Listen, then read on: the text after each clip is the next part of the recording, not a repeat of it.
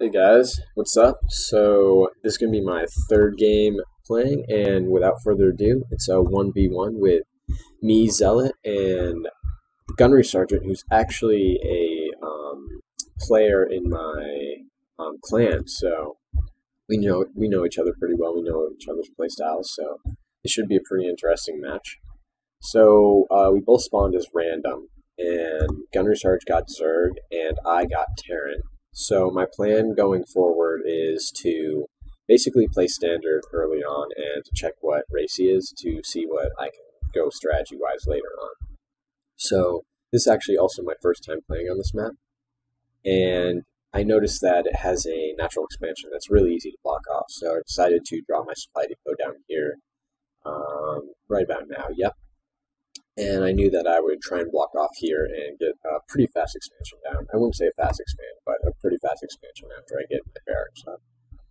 And so, yeah, that's my plan going forward. As you can see, Gunner is sending out a Overlord for a scout, and what you can see he's doing here, he's not sending it straight across the map, which is always good because sending Overlord straight into a Terran's base, by the time it gets there, there's usually a Marine out that'll kill it, and that's just some lost supply for no reason, especially if the Terran player is playing standard like I am getting. So what I'm assuming he's doing is he's going to bring the Overlord down to the side and then bring him in to basically scout my base later on, because I won't be expecting it, and it'll be from the side, so I won't be able to get it without some air superiority. And so here's where I realized that my opponent is Zerg, so that's going to change my strategy a little bit. I know that he's probably, and I've also seen the spawning pool and the evolution pit, so I know he's probably going to try and get some upgraded lings and have a timing attack.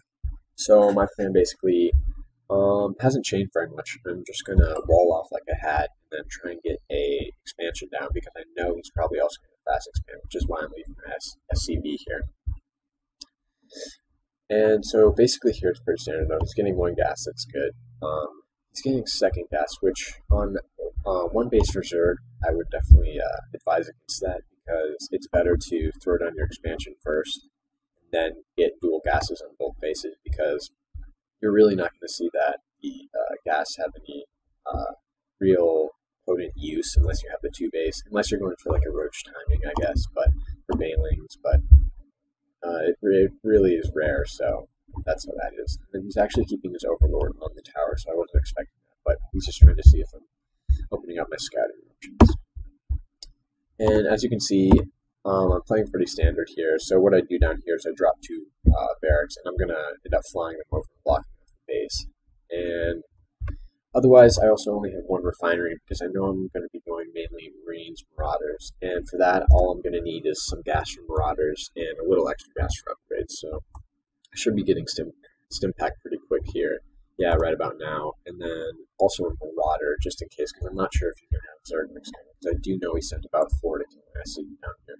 So what that tells me is not only does he have a base he's going to have up, but also that he might be applying some early pressure, and I also have that instinct because of the evolution chamber and spawning that he had early down, so I'm kind of afraid of some early lane grass, but as long as he doesn't attack right now, I'll be okay.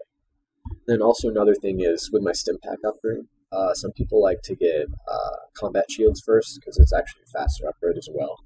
But I prefer to get stim pack because in my style of play, at least, when I have around 8-minute timing attacks, it always it's really a bonus to me because having that stim pack really helps with micro, and it just makes your armor so much more potent than it could have been. So that helps a lot as well. And then as you can see, I dropped down my expansion, like I said, as my 3 refineries are blocked off.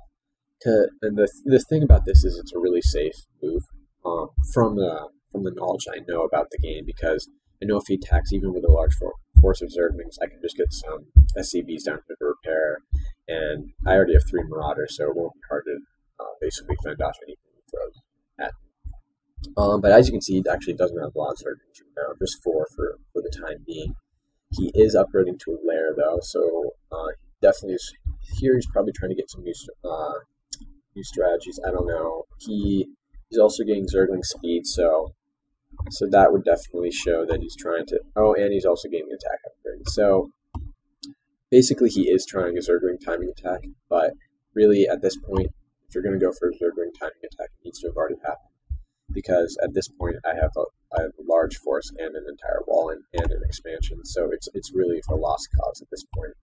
Really, those Zerglings now are just used for scouting and general harass, but nothing much more. So at this point, if I were him, I would probably try and transition into a Roach or a Hydra build, but then again, he doesn't know what I have, but he has to be assuming that if I were in his position, I would assume there's Marines and Marauders basically on my side coming my way, but it really depends. He should have probably scouted a little bit more, sent in a scout earlier on. And as you can see, his overlord's also checking this time. And okay, so here's my first attack around the 8-minute mark, like I said, and just as I said, my stim pack finishes around then, so this is a really good time to attack. And you can see it has a lot of Zerglings, but especially with stim pack, there won't be that much to deal with, just micro back and forth. And so I see him coming in.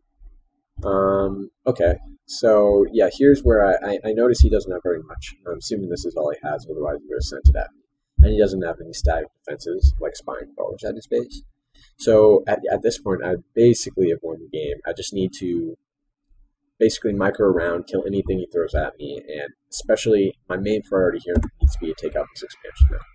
Because not only that, but I have an expansion of my own that's just started up and running. And as a Zerg player, you can't get behind expansion lines. If I can take this out, that's going to be really bad for me. At this point, if I saw this, what you would need to do as a Zerg player is flush the Terran player out, throw down some static defenses right here, maybe an Evolution Chamber to block, and then I would transition to Mutas, because you're going to need to do some pretty heavy harassment on mineral line in order to get yourself back in the game. And as you can see, though, my mineral line's fairly saturated, not so much in the expansion. But what I'm doing, and as you can see here, what's happened is I actually lost my entire force at the base, and what he's doing is actually a good play. So now that I've lost my entire force, he's on the counterattack. But luckily I have the wall in, so all I'm going to have to do is just get my SCVs out here and repair. And I already have like 5 Marines, so it won't be too hard to deal with. I stationed them on both sides. And Gunner Sarge knows this. That's why he's backed up. He doesn't have enough flings to deal with this. What he really needs right now in this situation is Banelings. Oh, and just as I said, he did get a muted then. So that was actually a good play, but seeing that wall on, maybe he's throwing some Banelings there, but he's going to need the extra pass as well. Something he actually does not have. He does have 2 extractors up top, but he only has 1. He's not fully saturated on the bottom, so there he goes. But that's really something that Mutas, you need at least two bases with max extractors to pull off Muta play well. Unless you have a certain timing build, but generally that's how it works. And so at this point, I noticed that I have 2 bases up in rank, so I've also built 3 more racks. I can get my buildings build a lot more units at once. And from here, and here comes an attack. And so this isn't going to be a very fun attack. It doesn't have very many wings. All that matters is me just reacting to this and trying to save as many units as possible. Which honestly I did not save a very good amount, but yeah. So all his units are dead. So that was a fairly good exchange for him in terms of the units that were there. I definitely should have reacted faster, but you can't react to everything. So from here, I'm going to try and throw in a factor in their starport, maybe get some medevacs on the field because of the amount of stim packs I'm using. As you can see, this entire army is already in the yellow. They haven't even been. And the main reason for that is just because I stim pack. So the problem with that is I need medevacs on the field, so I don't end up killing my units just because I keep using stim pack. And as you can see here, I definitely have the base this time. But here's where I see he has Mutas. But luckily, when I see this, I already have a ton of production buildings, and all I have to do is transition to heavy Marines to basically counter this. And I've already got a few more Marines coming in from my last production. And so here I can just take out all the Mutas. So if I were him, I definitely would use those Mutas as a counterattack to my base and throw down some stack defenses up here. And I would just take the Mutas, definitely, because he definitely has a very easy attack route right here. And then if I try to get him there, he just comes up here and takes out a few more. And that would definitely be a big hit to my economy, which could get him back in the game. But honestly, he's pretty far behind by now. And so at this point, I basically know I've won the game. I mean, I have too many units up top. But actually, in this exchange, he did do very well, and I think what's helping him out so much is his 1-1 upgrades here.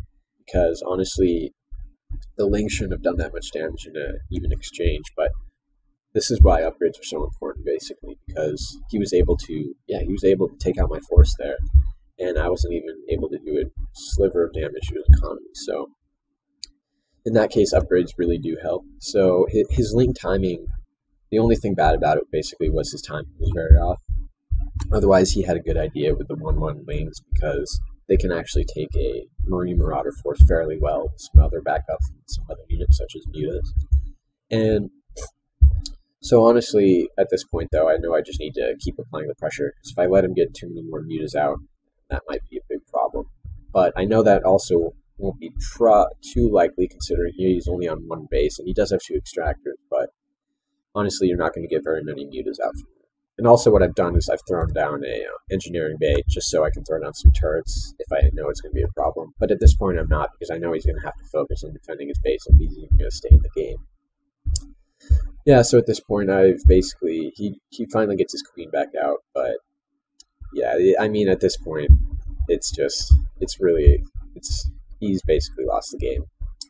But his Lings are doing him a lot of help. I mean, what he really needed to do this game in order to hold off my attacks, maybe especially in the beginning, was he definitely needs some static defense. I mean, even 2 spine crawlers on the bottom on his expansion early on would have really helped. That could have held me off, and then especially with the Lings and the upgrades, if he could have held me off with 2 base, expanded to a 3rd, and then attacked me with Lings, that would have been a big problem for me.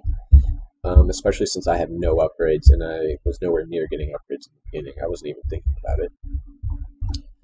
But yeah, so basically his main mistakes were just not having stack defenses to hold me off. And then what I did well was I applied pressure throughout, so he wasn't able to basically stop my pressure. So that's how I won the game. So thanks guys, rate, comment, subscribe.